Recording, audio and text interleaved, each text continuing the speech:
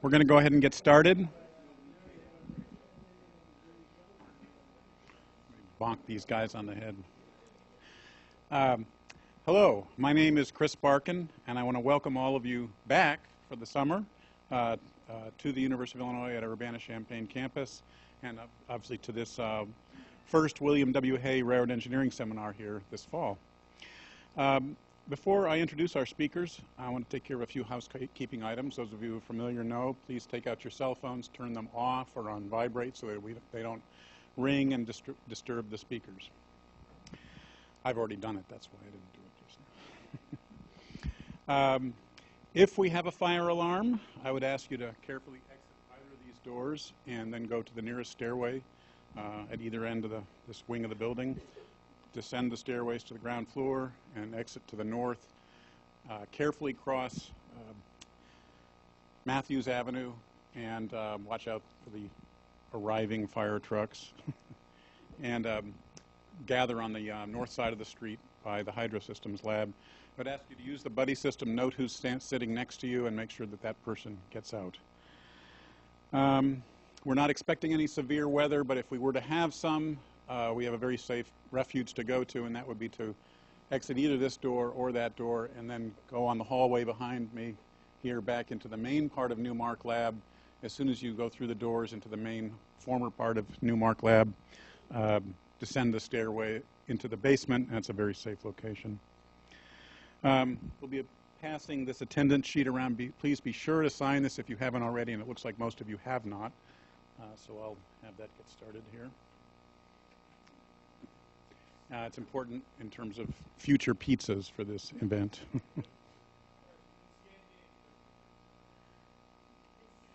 Oh, all right.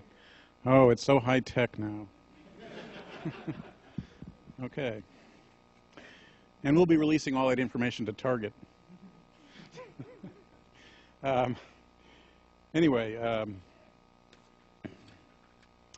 if you did not receive a direct email for this seminar but would like to in the future, please legibly add your email address to the clipboard that's being passed around. I'd like to welcome those of you who are joining us by telephone, and if you've not already, we'd like you to sign into the chat list, I think it's called, chat step. Yeah, please do so. So the people that we are aware who are on are from CSX, Michigan Tech University, Penn State Altoona, and Railstar Engineering. Please, when you sign into ChatStep, include not only your name but your organization. It's important for us to be able to document who's attending this in terms of our funding from USDOT for this seminar series. And by the way, those of you who are dialing in or here who would like to get CEUs for your participation, please send LB Fry an email with your information as described in the email announcement for this seminar. I'd also like to ask our speakers, if you have questions from the audience, if you could please repeat them for the benefit of the people who are dialing in. Is Matt here? Matt Grieve? Yeah.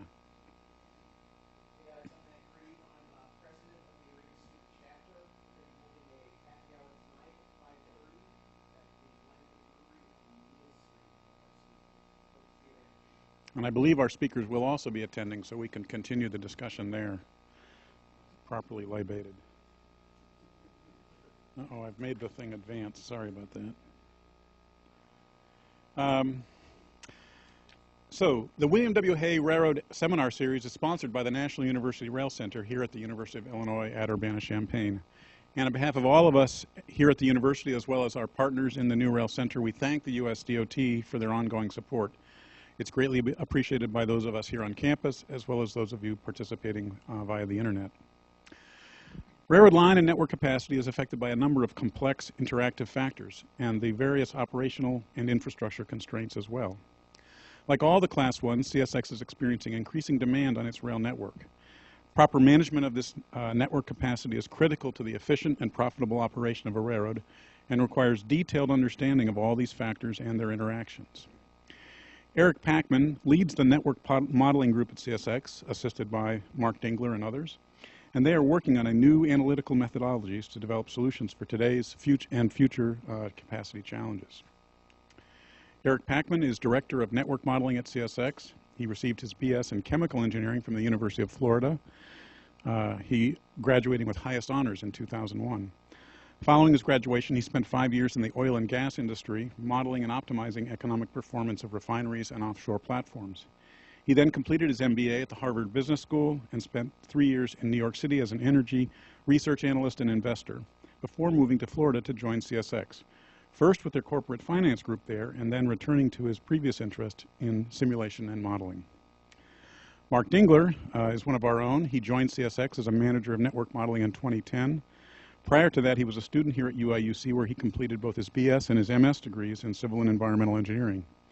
He began his research on railroad capacity as an undergraduate, and I want to draw your attention to that because, like we've had a number of successful students who actually started successful research careers as undergraduates, and so I encourage all the undergraduates here to get involved.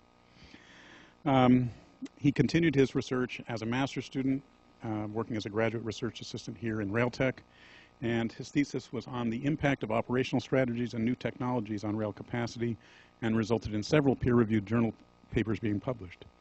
At CSX, he, with Mr. Pachman, works to defend, expand, and improve the CSX rail network through line-of-road capacity modeling and analysis. Please join me in welcoming our speakers today, Eric Pachman and Mark Dingler.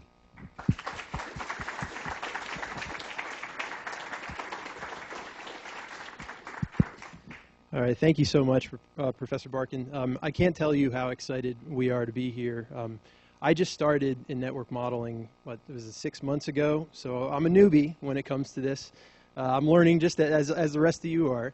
And when I came over, I like to ask questions, and since I'm from finance, and Mark and I'm looking at some of the other folks I know in this room, they know how much I like to ask questions and how us finance people like to ask questions. And I came over and I asked Mark all sorts of questions on the data that we had available and the data analytics that we do, and a bunch of questions on capital efficiency and all these fancy Wall Street financial terms that are very, very, very important, actually. And that network modeling has tremendous, tremendous control of, more than I knew and more than probably you know out there. And a lot of these questions were answered, well, you know, we could figure that out. We can figure that out. But the answers were maybe not as readily available as I'd expected at the time. So this is just a short 6 months later. We're here to talk to you about data analysis, because I think that, you know, largely due to the work that Mr. Dingler has put in and some of the other individuals in our team and the 3 interns that represented this university so wonderfully, we've made a tremendous amount of progress on the data analytics side. We'll touch a little bit on the simulation side as well, but a lot of you are very familiar with that stuff. We really want to focus on that. So with that, I'll go ahead and kick it off. I want to let you know we want this to be as informal as possible. If there's a concept you don't understand, if I'm talking too fast, if Mark's talking too fast, the finance people tend to do that, and you know him, he talks fast. So if we're doing that at all, please raise your hand, ask questions. I'm going to be holding the guys that I know over here to be asking questions and holding me to that. So with that, I'll go ahead and get started here. Oh, one thing that I wanted to mention as well, and I'd be remiss if I didn't mention this. What I've learned in the 6 months that I've been in this job is the importance of research to CSX in this industry in general. We're battling with so many different kind of competing interests and trade-offs that I can't speak to the history of this industry as well as probably a lot of people in this room, but I don't think that we've had to deal with so many kind of competing demands on the network, and it's going to require, in my view, us to make a lot of trade-offs, and bringing facts, bringing data, bringing science to that, to me, is absolutely critical for us to be as successful, as profitable, as involved, and as beneficial in our communities going forward. So that's why I'm so excited to be here, because I see this entire room, people on the phone, everything. This is research for me, and I'm so excited to be able to present, you know, our little bit of research, and hopefully I'm able to effectively communicate to you how important this is and how much, you know, we really want to extend our partnership with organizations like this going forward. Any questions so far? All right. How many of you are familiar with CSX's network? Okay, so quite a few. I mean, I can admit here, 6 months ago, and I worked in finance, so I'm way at the 30,000-foot view here with stuff, doing quarterly close and outlook and earnings and stuff. I was lucky enough to get back into modeling, and when I looked at that map, I saw lines. I see a lot more than lines now, just 6 months later. I mean, when it comes down to it, this network is irreplaceable. If any of you have been out there and seen the network, it's not just the rail. Those bridges are absolutely irreplaceable. I mean, it costs gazillion dollars to actually replace this thing. And this largely is what makes us unique. This is our competitive advantage within the industry, and every rail could get up here and tell you that same exact thing. So we need to figure out how to leverage this to the maximum benefit to all our constituents. So just to go over it real quickly, and you really probably can't tell it from this, but we're really the triangle. When you think of CSX, you think of the triangle. You think of the northern tier, which we're calling the I-90 corridor here, which runs from Chicago all the way really down to Selkirk and down to Philly. You think of the southeastern corridor, which runs down, closest to the Mississippi River, and then the I-95 corridor, which runs, right up and down on the East Coast. That is kind of where most of the density of our network is. And then we have the coal network, clearly, which up until recently was nice and neatly lived right in the middle where all the coal was produced in central Appalachia, northern Appalachia. This has been changing, and this is one of the reasons why I think working in this group and just in network planning in general is so exciting today. This is changing fast, and why is this changing fast? I mean, how many of you are familiar with what's going on in the coal markets, with the energy revolution, with hydraulic fracturing, with horizontal drilling, with everything that's helping us unlock, all this energy, and eventually, hopefully by something like 2020, or become energy independent. This is changing the country, and we're a part of that as well. So whereas before, and I'd be remiss if I didn't mention the growing impact of intermodal as well. I mean, we have a huge value proposition on the East Coast. The Western railroads have been able to take advantage of this a long time ago because they have much longer length of haul for intermodal, whereas we're now able to compete, and we're spending capital to build out the intermodal network so we can provide connectivity, really compete with truck on shorter lengths of haul. So this is changing the service requirements for our network. It's changing where the traffic wants to flow on our network. I mean, everyone knows Bakken is in North Dakota, right? Well, the BN and the CP largely are taking that oil out. We just went through Chicago. We saw where they interchange on that single track with us. And that runs through Chicago, and all of that stuff wants to run directly to all the refineries that up until just a couple of years ago with this energy revolution were really struggling over on the East Coast.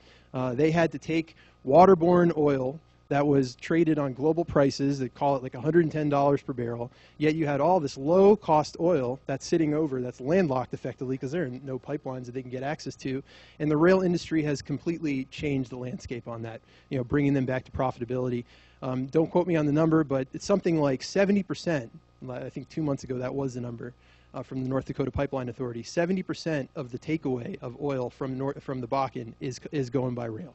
So that shows you how important rail is to this whole energy revolution.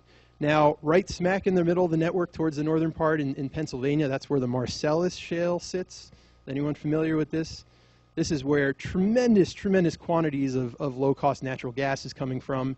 This is reducing costs of natural gas that's supplied to the northeast. It's consuming tremendous amount of sand, which is used to frack these wells and open them up. It's consuming pipe. It's consuming all sorts of stuff, which is putting a lot more demand on largely the same parts of our network, but then also parts of the network where really maybe it used to only be coal. Intermodal clearly wants to travel in between all the major population centers, so that's also putting more demand on the northern tier of our network. And then, of course, we have this big shift in coal. So coal used to come from right smack in the middle of where all that red is, the central Appalachian region, and also northern Appalachian as well.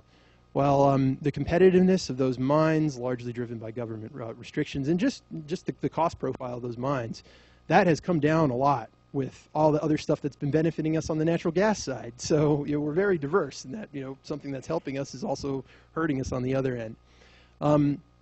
That has declined substantially, and if you want to know by how much, you go back to any one of our earnings calls, and the Wall Street analysts have continually asked us about it, probably maybe every quarter for like the past 3 years. So it's a big, big topic that's out there for quite a while. Having said that, there's Illinois Basin coal, which is towards the western part of our network. This is much more competitive with natural gas. Those mines are producing more and more, and that wants to travel on our network. So within a very short period of time, because of this energy revolution, you can kind of see that the demands on our network, this is a fixed infrastructure, fixed asset, we have to use it very, very differently today. And that's why it's so exciting to be in this group, because in order to use this fixed asset differently, we're going to have to invest in order to do that. And so here's a little bit of the history of our capital investment over the past 10 or so years. Clearly, we understand the importance of our network. We are ramping up our capital expenditures and have been ramping up the capital expenditures. We were thinking about putting in revenue. We were thinking about putting in operating income. I was thinking for this audience, and if I were sitting in the audience, this is what makes me excited about being part of the railroad industry right now. We need to spend more in order to accommodate the higher service level products, in order to accommodate the growth, the changing profile of our growth, and be able to capture that and provide the service product that our customers are demanding. Now I can tell you within that, what we're specifically responsible for is something called, and you can find this in our financial statements, the strategic capital, and that has gone up tremendously. Now it's not a large portion of this, right? We have a lot of infrastructure work, what's called TSC, the engineering work that has to be done to maintain the rail. But that was somewhere over $350 million in 2013 and ramped up from, less than half of that, just a couple of years before that. So a lot more discipline that we got to bring and a lot more work that we have to bring in order to effectively spend that capital to support the shifting growth. So now let me move over to network planning. So network modeling is a group, it's a small wing that's part of network planning. Network planning ultimately has responsibility for investing that strategic capital that I talked to you about and doing it in the most efficient way possible, which is what, as a finance person, I care about. That's what the shareholders care about. So let me just get through all the animation here. The way that I think about the network today is there are a lot of growth pressures on the network. We already talked about that. This is a wonderful, wonderful problem to have, right? I mean, the economy coming back is such a wonderful thing for the entire railroad industry, and all these new markets are just untapped potential for us. Having said that, some of these markets, right, a very critical market, intermodal, and then crude oil as well, and to a certain extent many of the other markets, they're very service sensitive as well. That's a trade-off. If I'm willing, the way I look at service and growth and combining the two, if I want both of those together, I'm probably going to have to spend money in order to do that. Because if I want a very, very high level of service, I can do that by restricting the amount of volume. And Mark's going to take you through this a little bit more. And it's completely consistent with the data and all the findings that we have. If I don't really care that much about service, which for the record is not CSX's, we are fully committed, and you can hear what all of our executives say in public forums and internal forums and everything. We are fully committed to providing the top-notch quality service product. If I am fully committed to that, well then I have to understand what trade-offs I need to make as well. Ultimately, I can have both. I got to spend money to have both, though, right? And so that's where the third trade-off comes: capital. So we need to help toe the line between the three of these, right? If I want growth and I want service, well, where is it more important to have? In one area of the network or the other? I need to figure out if you only have a certain pot of money. $2.3 billion seems like a lot. But if you want all of this absolutely everywhere and you want perfection, I can tell you it's going to cost more than that. So what we were really trying to do is to get right in the middle of that and try to figure out how do we optimally and ideally allocate our capital to provide the best growth and the best service where it's needed. And that requires a lot of data analysis. It requires a lot of gut feel, a lot of good intuition. I mean, one of my advisors at CSX always tells me that you make a decision with your brain, with your heart, and with your gut. We want to add a lot more of the brain to that. I see network modeling as largely the brain there, but we have to have the tool sets. We have to have the ability to analyze that data in order to do that. But it still takes a huge element of gut and heart, right? So that's what we do, and that's why we're so excited to talk to you today about some of the progress that we're making in making these tools a little bit better. All right. So this is what we see as the network planning kind of process. So we first will monitor the current service levels. So, and this is across the entire network. We have to determine, is there a problem, and then we have to understand why is there a problem. I mean, one of the fascinating things about the railroad to me is you got to think all the time when you're looking at the data. Just because you see a problem crop up in one area in the line of road, it could be because of the adjacent yard. You don't know. You really can't just look at the data and make a conclusion off of it. You always have to be thinking about it. So that's step one and step two. And then once we've identified what the root cause is, you have to analyze the alternatives. What are the possible solutions to this? And then ultimately calculate and recommend the best investment decisions. So we'll talk a little bit, just one slide, about the simulation tools, because I think this is where the preponderance of the focus has been within CSX, and then also to a large extent within the industry. You've heard about tools like RTC. You may have heard of tools like HIS, which we're developing internally to simulate yards. But what we wanted to do a better job of is the first part, the analytics piece. And so that's largely what we're here to talk to you about today, is all the work that Mark and our interns and the rest of the team have done in order to help really advance the work that we're doing there. But as you'll see by the end, we're not done by any stretch of the imagination. There are so many more questions, and what Mark always says is, he's like, the more work I do on this, the dumber I feel. And I'm kind of paraphrasing him, but the more analytics you do, the more data you're looking at, the more questions come up, and then that just leads to even more analytics. And this to us is the research process, and why it's so important for us to be doing that, and for us to be partnering with an organization like UIUC to do that. I got one more slide, and I'm going to turn over to the star of the show here. So simulation models. Who knows and loves RTC in here? We do. RTC is a wonderful tool. It helps us, really, it's the industry gold standard for line of road simulation. It is off the shelf. We brought Dingler in because he was an expert on this. We have an entire team of people that are RTC modelers. We're learning a lot about RTC and what it's good at and what it is not, how it should not be used, to put it that way. I see some people smiling who know this. And I think that a lot of the data analysis that we're doing, and I'll come back on the end to talk about a little bit of the work that Mei Cheng especially has done, is kind of giving us better visibility into how can you best utilize this tool given what it was designed for.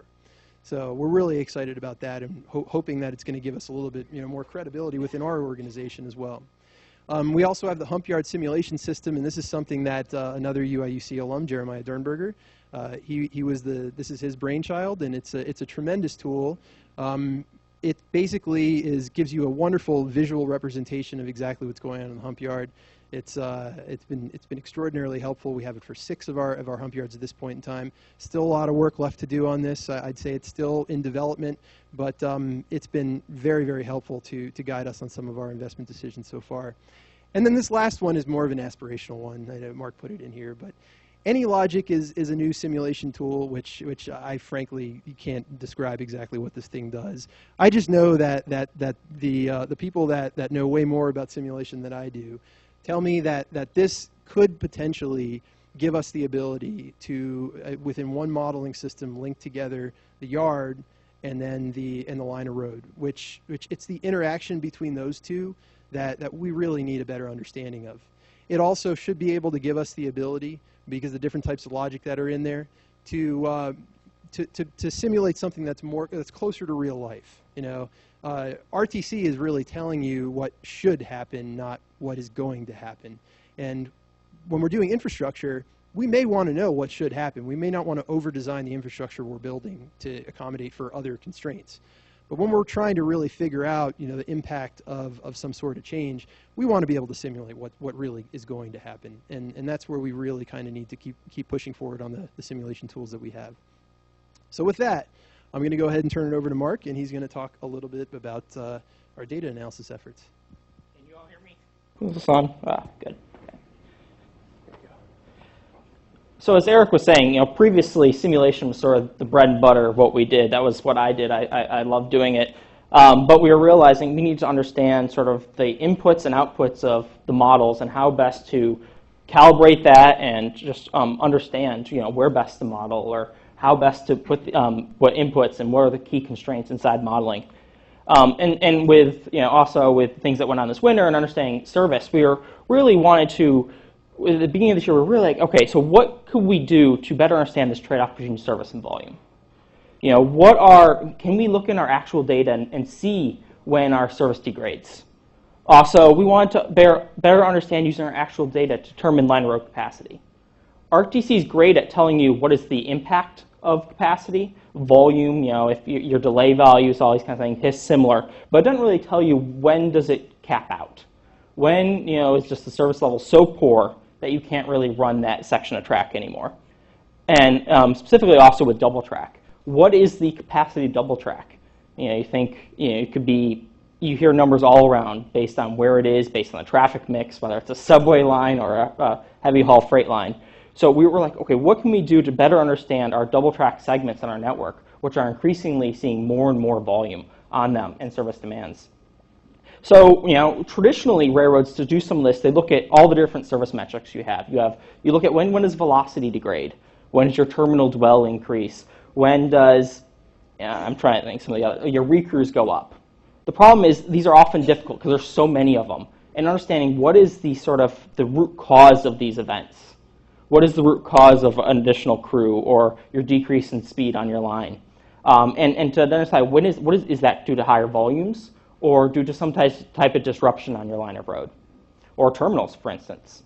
So we went digging using research. Sam Sogan, a former student here, he in his master's thesis proposed using this idea of traffic theory. So we're like, okay, let's see. We played around with it a little bit on double track because double track understanding capacity is a little more opaque, and so we were looking at how do we use traffic metrics on that. But we like, okay, let's see if we can use this idea as a service metric, the idea of density, which is different than things we've used in the past. So what is density? It's really this traffic theory idea that's been used on highway. If you've taken a highway capacity class, it's one of the key elements used since, for 20 years. And so it has some really interesting characteristics to it. So it kind of intrigued us. There's this linear relationship between speed and density. But also, the really interesting thing is this curve. So when you plot on the y, your flow, your volume, trains per day, and your density on the x, you see this sort of max out. It maxes out at a certain volume.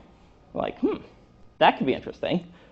So you can see at any time what the speed is. You can start to see, this curve. At some point, this kind of scared us. You start adding trains, your capacity actually goes down on your network. So think on a highway. When you start to get a certain point, everyone slows down and you can't really get any more cars through there. It actually has a negative impact. So, how do we, in the past, we've often talked about volume as trains per day, purely as a volume metric. And you can see sort of the problems with that. So you can be on either side of that curve. You can be at B or C. So we went digging into our data, and we saw, density and volume are quite related on our network level. So, the theory is this sort of linear relationship. And when we plotted volume and density, we got R squared of 0.9, which is enormous. We're like, that's kind of cool. The problem is, so what? On network level, this really isn't that helpful to us. So we went digging some more and saw, so density is calculated using volume and speed, two metrics we use on a day-to-day basis on the railroad. And density is sort of what brings the two together. So your volume equals your speed times your density. So, and density really is just a measure of how many trains occupy a segment. How much stuff do you have sitting out there? Which, for us has a very strong correlation with cost. And so I went back to my office, closed the door, and we used our data, and a couple weeks later we came out with ways to measure volume and speed on any specific segment on our network. And what we found was something that looked like this. We're like, that looks awfully like that curve. Isn't that kind of intriguing? So when you put density on your x and volume on the y, you get this very interesting curve, which looks awful like the highway theory. And it can tell us quite a few things as we dug into it.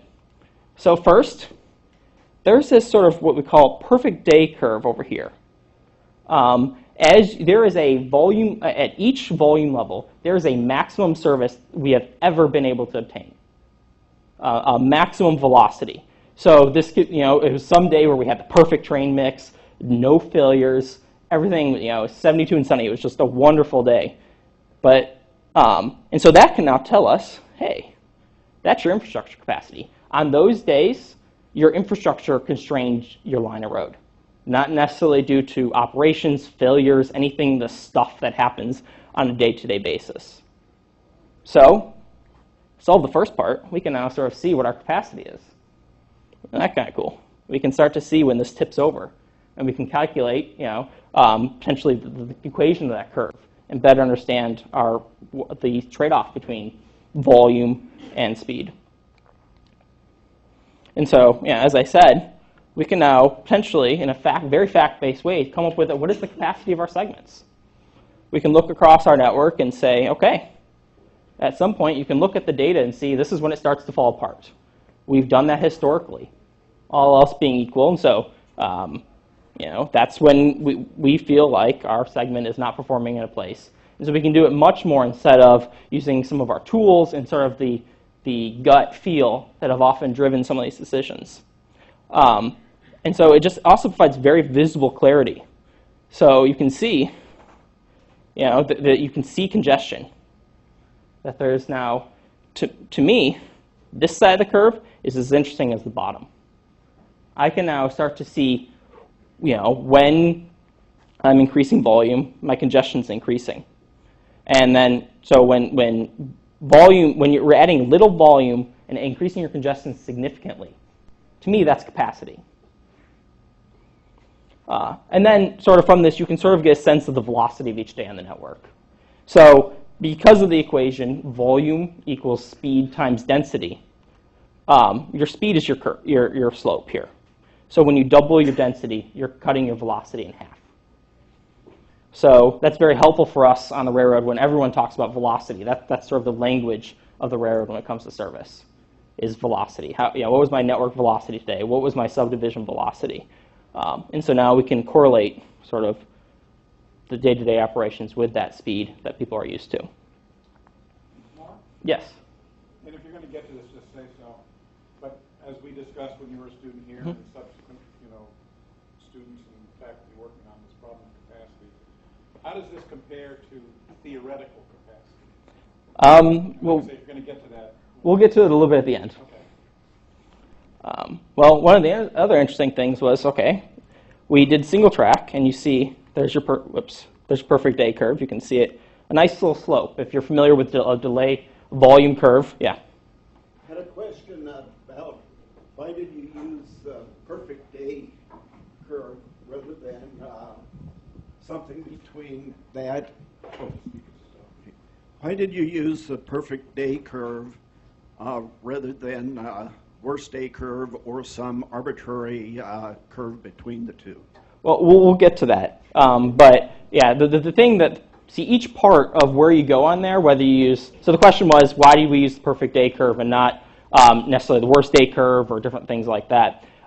So to me, each part of there, whether you look at the median or the perfect day curve, that tells you something different. So we're trying to look at all those together because each of these is a day. So each one of those days tells me something. And so the perfect day curve tells me what is the ultimate capacity of my infrastructure. And so that is one piece. And I'll get to some of the other things we can draw from this. Mark, Yes. You answered one of my questions. Each of those is a day. Yes, sorry about that. Is this the whole network or are these subdivisions? This is a single segment. We broke our segment down to sort of constant volume segments. Okay. And so you can see we did a single track segment, and if you're familiar with delay volume curve, you're used to sort of, if you draw a straight line here, constant volume, that whole thing is sort of your delay volume curve. On double track, it's very linear. So we can look at the density of a segment and tell you whether it's single track, double track. Is it a double track acting like a single track? We've seen that. So we can very well understand sort of the performance and the degradation of our segments and just understand when you're adding volume, what does it do? That's sort of the ultimate question of our group. When we add 4 trains, 6 trains, 10 trains, is the service level on that segment going to be acceptable? And that's really what we're trying to figure out. And we think this provides a lot of insight into it and understanding it. And so sort of the last piece, sort of question, there's a lot to be said in the spread there. To me, that's almost more interesting to me than that perfect day curve. So, for any sort of volume level, there's a different spread. And you can see, as you increase your volume, your spread gets more. To me, that's reliability. As you are at, and this is sort of, whenever we've shown this to people that are operational people in the company, they're like, yeah, that makes sense. You're not telling me anything new. But it's really cool for us. We can now look at the data and see it. As you are increasing your volume, getting closer to your capacity, your service degrades. Your reliability goes down. You're having more and more days where you are at a high density level, which is a low level of performance. And then also, this distribution changes. It goes from a very reliable, normal distribution to basically a uniform distribution near the top. You cannot plan with a uniform distribution. That makes it very hard for the railroad to plan crews, locomotives, any type of service. If you have no idea, it's completely random. So to me, that becomes almost as important to capacity as a sort of perfect day, which we historically have looked at. So while we were digging into this, Jesus did some of this for us. We're like, line of road, that's interesting. What about our yards?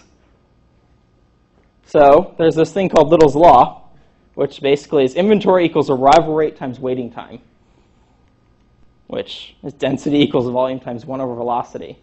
And what you see, hey, we have a similar type of curve here. You can see, you have your inventory or density on your x, your arrival rate or volume on your y. And you can see this nice little curve. We can now see at what level does our yard sort of puke. When does us adding cars to that yard actually decrease throughput? And so that's very helpful for us as we try and plan our network and figure out where do we want to allocate capital money and expand infrastructure and expand capacity. So what are we drawing from this sort of whole analytical framework that a lot of this is aspirational. We're just starting to play with this, and we're really, really excited. But it really provides us a framework to better understand reliability, customer service, and day-to-day operations. By understanding that spread, that is the pain our network feels on a day-to-day basis. When you're looking, there's so much lost, any statistical people here, so much is lost in the average. And so by visually representing the spread, the pain on our network, it just allows us to understand, so much of what's going on in the network and identify where we see more spread, even though it's not at capacity, that may be where we want to put a project just to help with our service levels. As Eric talked about, service is more and more and more important. So now that we can understand not only the capacity, but the service, that completely changes how we view and plan our network. And so some of the things we're working on is we can now allow quantification of our disruptions. So we can understand what is driving that spread. So the spread is interesting, but what is causing it?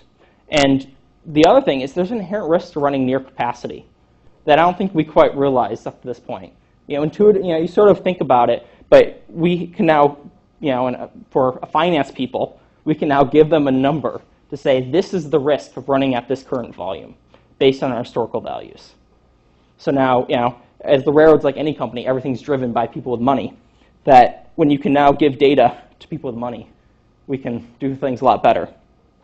And the last thing, I think this is something I talked a little bit about when I was in grad school, which is really, really cool for me to see sort of applied, is that in many ways, it shifts the debate from what is the capacity of a segment to what is the risk.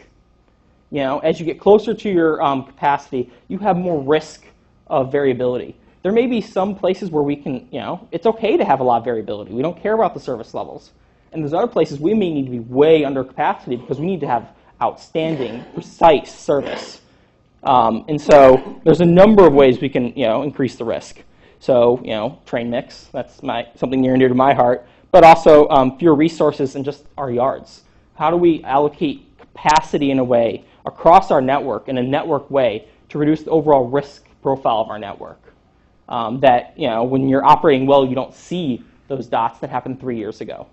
So now we can look back in time and understand what happened historically and how do we not go there again.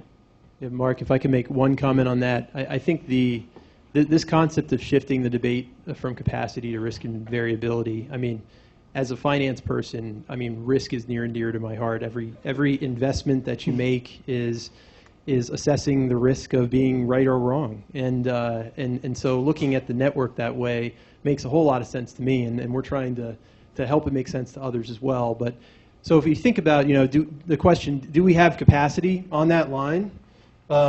In the future, what I would love to be asked instead is, does the risk I'm taking on this segment match up with my risk tolerance for this segment?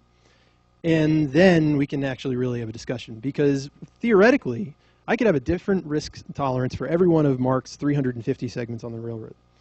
And I just want to ensure that I don't have a big mismatch. Or if I do have a big mismatch, I better know about it. And that's where when you just think about capacity and you're only looking at that single dimension, just the volume dimension, and on the yards just the processing dimension, you miss that potential gap between the risk that we're taking as an organization, which there's no reward without risk, right? You gotta take risk in order to make money. But that we just want to make sure that we're aware of where that risk is, and that risk is aligned with the risk tolerance that we have. So this was a good handover to me anyway? Okay, wonderful. So we love the University of Illinois at CSX. And we're just one of the groups that recruits heavily from UI, Dharma in our operations research group, our environmental health and safety group as well. We all have relationships with U of I and have gotten tremendous value. I'll just speak to a couple, and I apologize to Sam, Catherine, and Yvonne. I wasn't around when you did your work. I've heard it was tremendous. I know Sam, who's not here today, but he helped build out all of our infrastructure, which is extremely important. So now, as we can get the speed of or the turn times of our RTC modeling down, well, the infrastructure is already there for us to be able to do that. Catherine investigated and studied train lengths to understand, hey, should we be running shorter trains or longer trains based on the size of our sidings, and again, the risk of doing that, and what's the kind of optimal thing we should be doing there.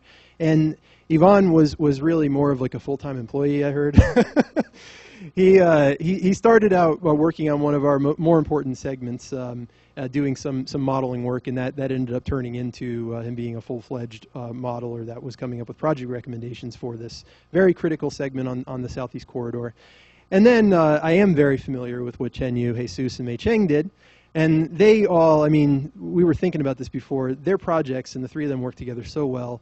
They really all came together to focus on what we're talking to you about today, building out our knowledge of this, helping us expand our research that we've done on this. They were a giant, they came in and they hammered on the gas pedal and accelerated us forward in our pursuit of coming up with this. And so that's why we're so excited to be here, largely after they left. It was like, I was telling Professor Barkin, 2 weeks before they left, I'm like, okay, we got to set up a meeting, because we're going to have a problem like if we don't continue this relationship here. So I wanted to go through what the three of them did this summer just briefly. So what Mark showed you was a handful of segments, and so we're back in the Stone Ages before Chen Yu arrives. And we're going through Excel and saying, well, he has this great data, he passes it to me, and I go and I plot it. I'm like, oh, wow, look at that one. That looks cool. Okay, give me another one. And then clearly not the optimal way for us to do it. And so we started thinking, well, you got to find a tool that can do this. And we don't want to invest in a huge technology project. We need rapid turnaround, because I want to be able to see, and what I want to be able to click on every segment of the railroad at any given point in time. Data to be updated the day before. I want to see where I operated that day, and I want to know why I operated where I did that day. And to be able to slice and dice how has my performance changed over the time periods? Because clearly, maybe a question that some of you have is, well, what if you built infrastructure? Wouldn't that change your curve? Well, yeah, it would. And so we need to be aware of those things, and we need to understand, well, I built some infrastructure in 2008. I fundamentally changed the way that the shape of that curve works, so let me screen out the data before 2008 and then kind of look at an apples-to-apples comparison of that data. So Chen Yu came in, and within the 10 weeks that he was with us, he built an extremely robust tool where now I do have exactly what I said, and I I can't wait to get to work every morning so I can open it up and then scan through, like I think we have 150 or something signaled segments in there, and I can look at where all the where our performance degraded. Can't exactly tell why it degraded yet, but we can come up with some theories, and just this reinforces for me, and especially being new to the group, my knowledge of the network. As I'm looking and trying to investigate why things happen and where they happened, you have to go in and really try to understand and figure out those root causes, and this gives us a very, very powerful tool to be able to do that. Okay, I'm going to geek out on you guys a little bit right here. This stuff, I really pressed Chenyo to do this. And I wish it was a little bit bigger here, but again, the concept of risk, right? So risk, histograms, that's kind of what goes hand in hand with me. And so what I had asked Chenyo was, this looks like a giant scatter mess of data, right? But I was really curious if there was some organization, and is there more to this data than we see on this chart? Is there some structure that we're missing, right? And so what we asked Chenyo to do, which he turned around in like the blink of an eye, was segment this into different buckets and show me, if I'm running at roughly a consistent volume, and the tool is very powerful, so we can actually go and say, well, instead of a 5 trains gap bin here, I want a 2 train gap or whatever. Show me what the distribution in my density was for a given volume bin. And what we found, almost all the way across the network, besides when you get into terminal areas, it is actually a distribution that we can characterize through some sort of statistical method. I'd call this a normal distribution. Chenyo would say, no, it's a Johnson something or other. But there is some program out there that Chenyo was working with towards the end of his time with us, where you can actually take this and say, if I'm operating this segment between 40 and 45, on average, or not on average, I can actually characterize the risk of that segment through an equation. I frankly can tell you, I don't really know what we're going to do with this yet, but I mean, this to me, we got to do something with it. So we're going to try to figure out how to incorporate this into kind of our planning better, because the fact that I not only know where my risk is, but that there is structure to my risk, and this kind of gets this is what you'd expect, right? Locomotive failures shouldn't happen where they're just completely random all over the time. I mean, my performance on days should be structured around some sort of like bell curve. And so the fact that we actually found that was really interesting to me. And then also the fact that we found that as you go up in volume, clearly not only does the best day curve, which if you drew the line down over here, that would be your best day curve, not only does that shift over, but your distribution gets wider, which you can see that from over here. Just a little bit easier for me to really grasp that when I look at these distributions. So very exciting work and very practical. We're using it every day, and people are getting more and more excited about the stuff that we can provide to them. Okay, so Jesus next. So Jesus was actually asked to do something completely different, and then he decided that he'd rather do this. which thank God he did, because this was so helpful to us. And this is just one of the many things that these guys worked on. We were asking them to do all sorts of things. So our question was, all right, we got the perfect day curve, but what we were doing is we were going through and literally like drawing it, right? That was not kind of the best way to do it, because what I wanted at the end of the day was, in that tool that I have, I want some way to automatically draw my perfect day curve. It's never going to be exactly perfect, but I needed something that I can represent through some sort of mathematical equation. And then so Jesus put together that with Mei Cheng's help, and so that's this green line over here. So now we have a tool that these guys built where we can feed all the data into the segment, and it just calculates this stuff for us. The really powerful piece, though, is that we can actually put performance bands on there, and this was actually Jesus's idea. So if I can put performance bands on here, then what I can do is I can understand, with looking at both dimensions, not just the volume dimension, not just the velocity dimension, we can put both dimensions together and understand where my performance is relative to where it absolutely, where in the best case of the world, where it should be. I can understand where I performed on that day, and this is what they called the performance index, which we were able to actually take this, and then with Jesus's experience and knowledge of GIS, you're able to take this performance index and then put it on maps, and we played through this giant animation that basically showed you, it gave you a wonderful, multi-dimensional view of when did certain areas become constrained and when did they start performing, and we were able to see over time this time dimension of where it helped us really better identify bottlenecks that we wouldn't been able to know without this kind of stuff. So very excited about this. Mei Cheng did some amazing stuff, which this hopefully gets to your question, Professor Barkin. We had several debates with the field and with some other people who, again, it's the brain, the heart, the gut. They have the heart and the gut. We don't have as much of that. We have the brain piece of it with the decision making. And our brain was telling us, hey, you can push that volume up and you got no problem. And we had some segments that, honestly, they're closer to terminal areas. There may be some work that we're doing for customers that RTC doesn't understand, or can we capture it in there? We have some segments that RTC was telling us, you could add +4 trains, no problem. You don't need to invest in any infrastructure. And we were getting extreme pushback from the field on that kind of stuff. And so I really wanted to come up with a way to validate RTC. How does RTC actually perform versus our real-life data? And Mei Cheng really helped us do that, and we've actually changed all of our processes throughout our modeling to be centered around the concept of density. So density gives me that visual snapshot on how I'm performing on any given day. We'll just take the RTC performance, and through Mark put together a tool where he could extract the data from it, just plot it straight on top. And that gives you a visual representation of how you're performing. That's what it turns out that RTC does. RTC does, and again, this is what we think, RTC does a wonderful job of what it's designed to do, which is tell you how you should be operating if your line of road is a constraint. The issue, as we've seen in this data, the line of road is a constraint very infrequently. So this is what, we really have a whole sea of constraints out there that Mark had mentioned before, that RTC is just a very difficult time. It's not really designed to understand how to accommodate that. But now it does give us some very helpful information. If we could eliminate somehow, magically, all of those constraints, that's how much productivity we could actually create. We could be able to increase our speed on a bad day from over here all the way over here. So it is a very, very helpful tool, but this gives us the ability to understand when should we apply it, and when should we probably be skeptical of it. We always talk about the George Box quote. All models are wrong, some are useful.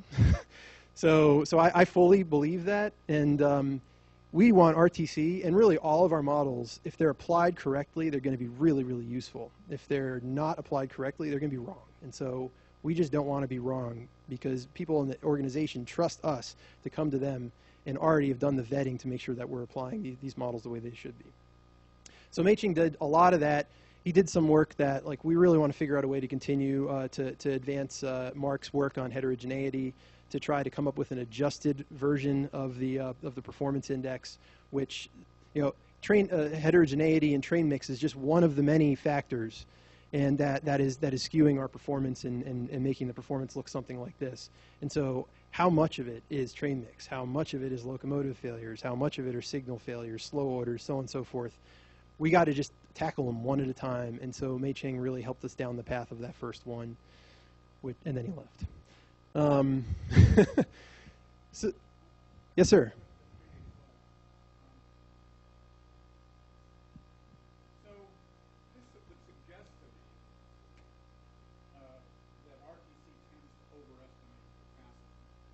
Yes, sir. And I guess my question is, have you tested that? Taken a line and done RTC runs compared to your actual capacity route? Yes, yeah, and that is kind of what you're seeing over here. You're seeing that over here, and what we're doing now is really, whenever we run RTC, we used to run hey, let's do a +2, +4 trains, +6. What we're doing now is take RTC, base case, run it till it breaks. Just run it till it won't run anymore. And it can't solve the dispatching problem. Add infrastructure, run it till it breaks. Add more infrastructure, run it till it breaks. I theoretically, and sometimes it's imperceptible, the difference, I should be improving that curve. And so I can get a view of what infrastructure actually does to me and then compare that to my actual performance. Now, again, it's only the best day curve, and this goes back to one of your questions, why the best day curve? Because I have a model that can tell me what the best day curve is. RTC actually does a very good job with many of our segments that we've tested of replicating the best performance that we can do. And so if I have a model that can do that, this is kind of just our idea going forward. If I have a model that can do that, and I can change that model, and I believe in the changes in that, and I understand the shape of the distribution, I can apply that distribution to the new best day curve and then really understand what my performance would look like. Yeah, I mean, this is fascinating because, I mean, on the one hand, some of those dots to the right, you know, telling the slow orders out because they were doing track. Certainly. But others can be more sort of random stochastic classes because we don't understand. Mm-hmm. So I follow on to the conversation we're having this Yeah. morning to try to trace down and categorize these different classes Yeah. of factors. I have to. Some of those may be very predictable. Oh, yeah. May not Yeah. at all. And I have to tell you that when we present this within the company, people are like, "That's really cool. So what?" and there's some people that are like, "Oh wow, okay, now I can pinpoint where my risk is, and I understand that." But at the end of the day, the so what is why are those points not on the best day curve? Because one way you could look at this is every point that's not on the best day curve is lost productivity, lost efficiency of the railroad, and so. Would it take for that? Yeah. And so we can I pass on that question?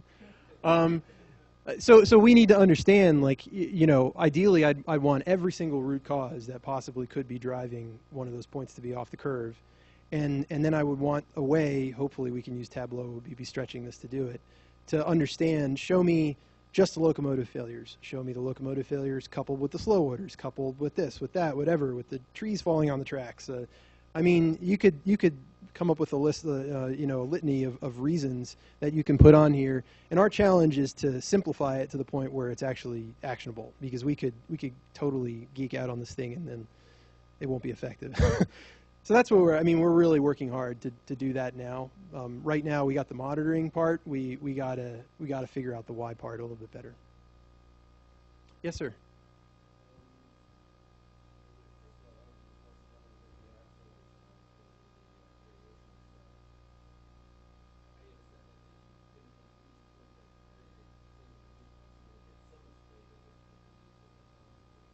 Yeah.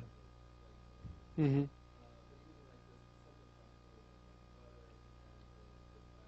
Mm-hmm.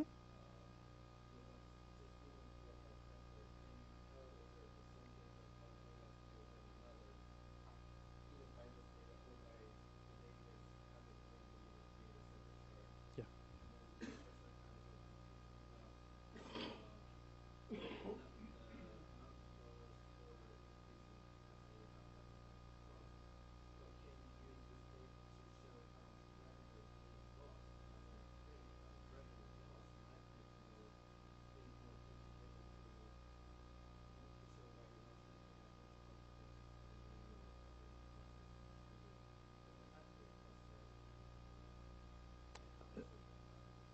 So, oh boy.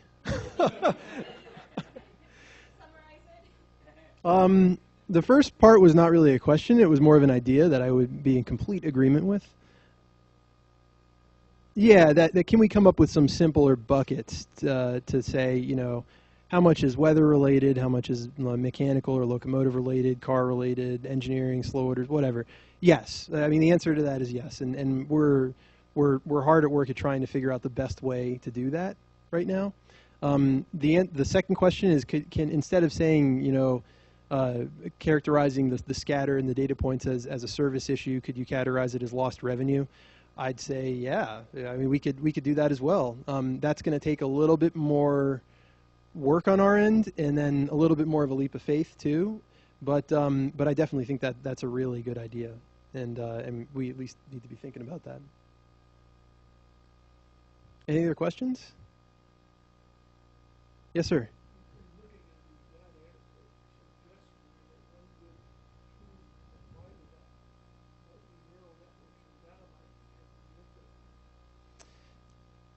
Yes.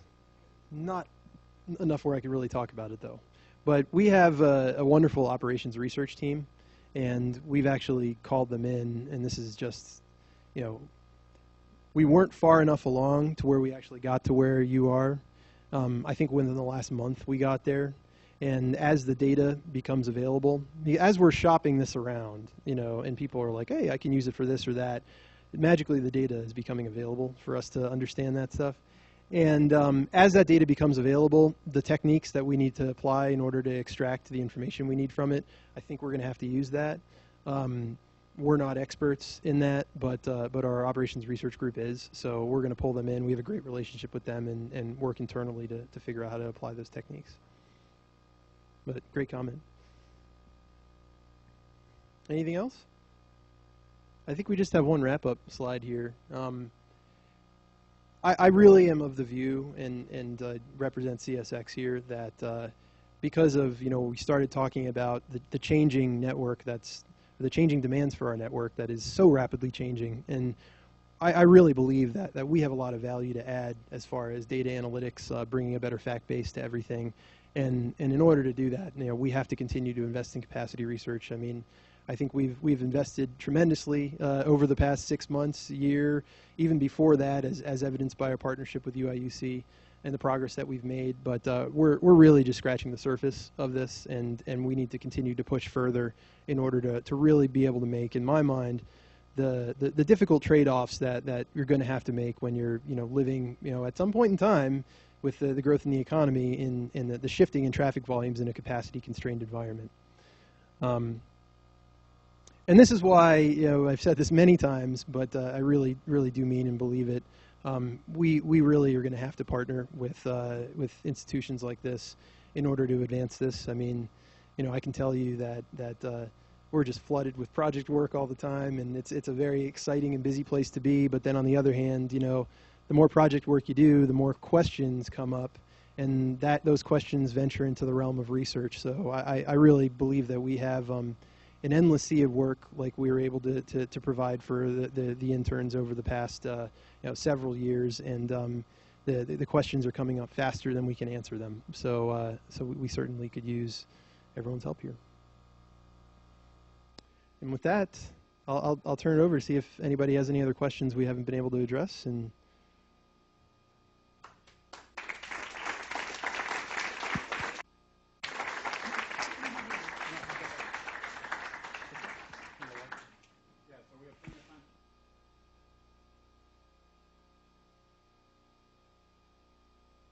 it could be about CSX. It could be about, I mean, it doesn't have to be about this topic. I mean, oh, yes, sir.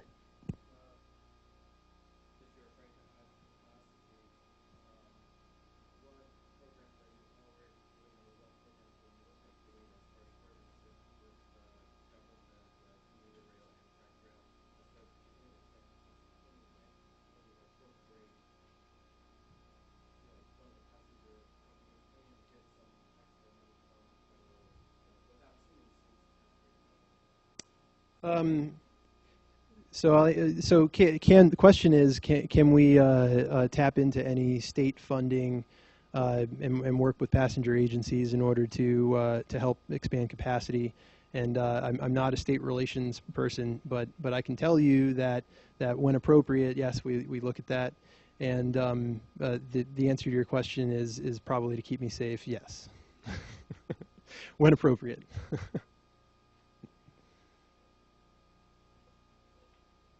Yes, Tyler.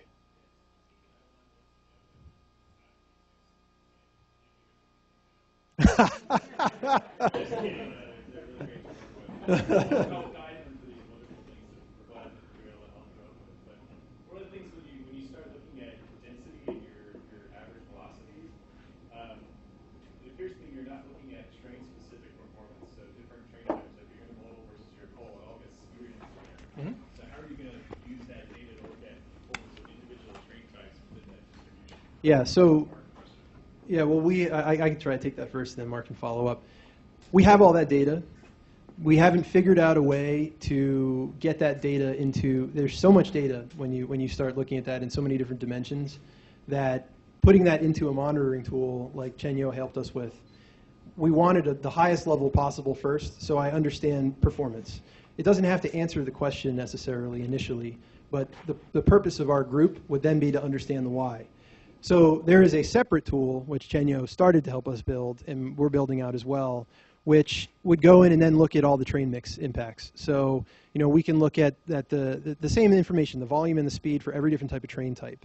And then that will help us get to the why. Or it's kind of like the easiest initial cut at what's going on that given day. It's something that we can control because we pull that data. The locomotive failures, all that other stuff is coming from different databases that we still have yet to integrate. But yes, we're clearly looking at that. If we can figure out a way to take the entire database and put it together and still be able to display what we need to, but then be able to drill down within the same tool, we would do it. We haven't figured that out yet, but to me, it's not. It's something that we can do on a more of a one-off basis. If I know I've identified my problem in my given segment or where the issue is, the first thing I'm going to do is go and pull up individual train type performance, look at the change in train mix. The other issue I'd talk about is the work on heterogeneity that Mei Cheng started us off on. We're trying to come up with like a factor that represents this as well.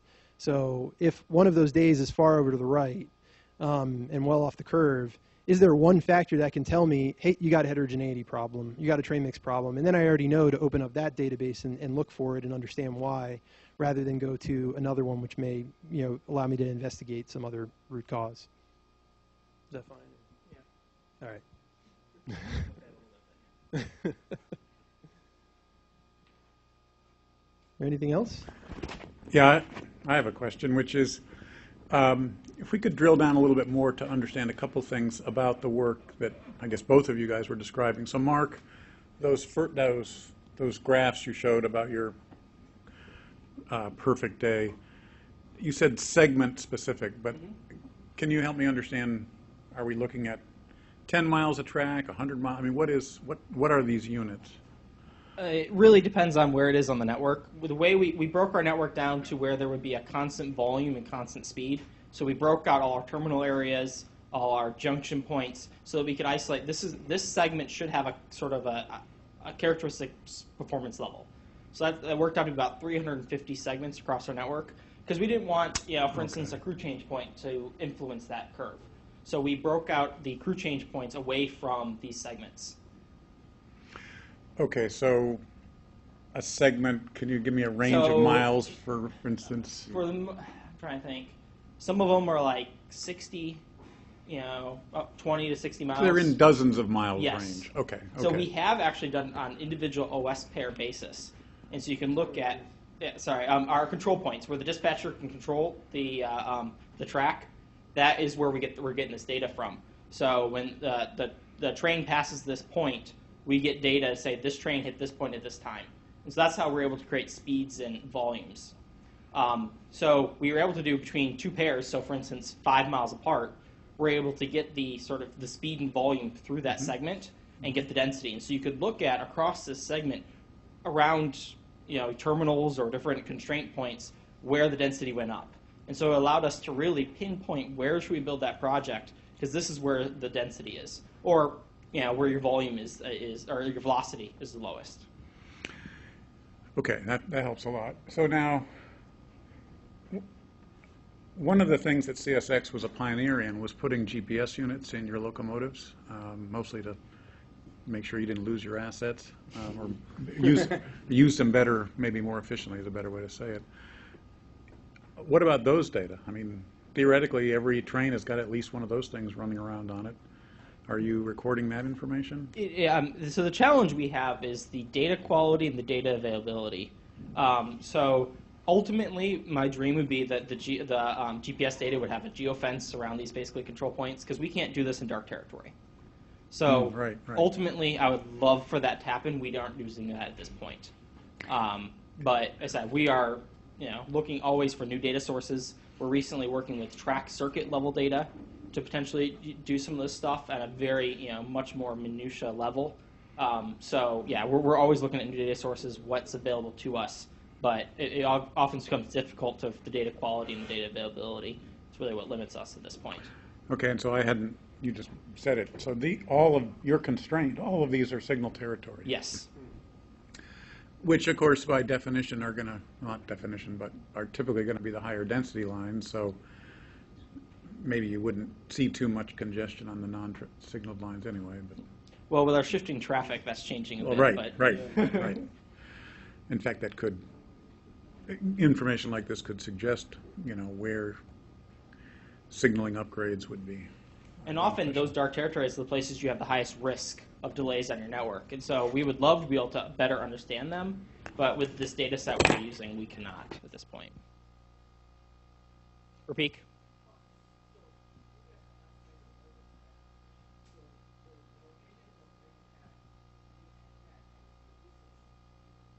Correct.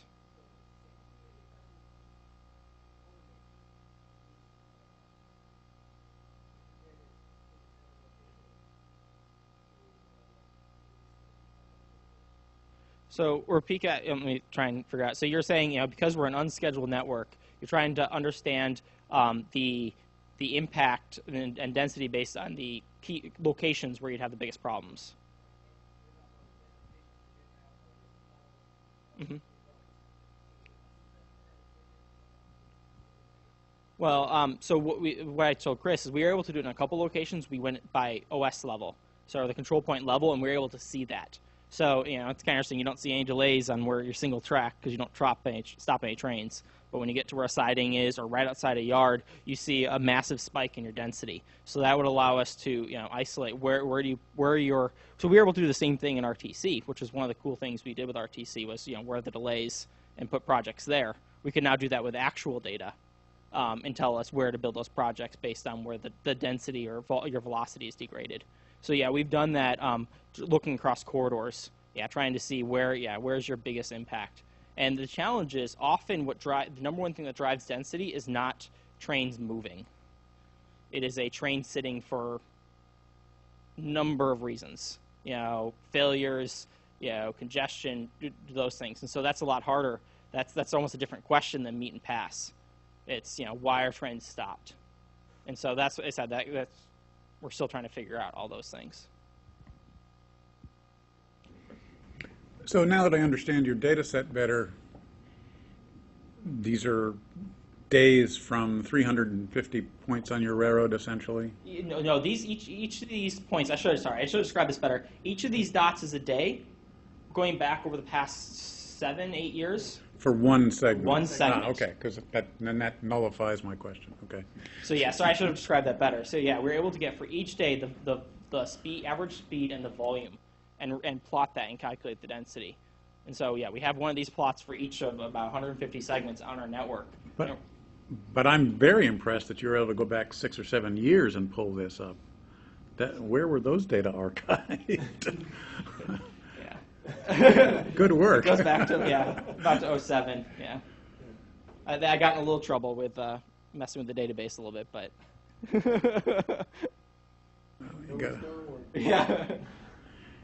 you got to break some eggs to make an omelet. Any more questions? Well, thank you for letting us speak and.